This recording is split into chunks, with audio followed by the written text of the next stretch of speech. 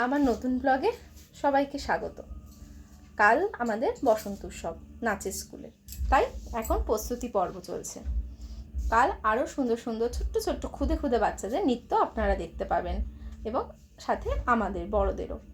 তাই সবার যদি ভালো লাগে অবশ্যই আমার নতুন চ্যানেলটাকে সাবস্ক্রাইব করবেন এবং আমাদের পাশে থাকবেন। Thank you.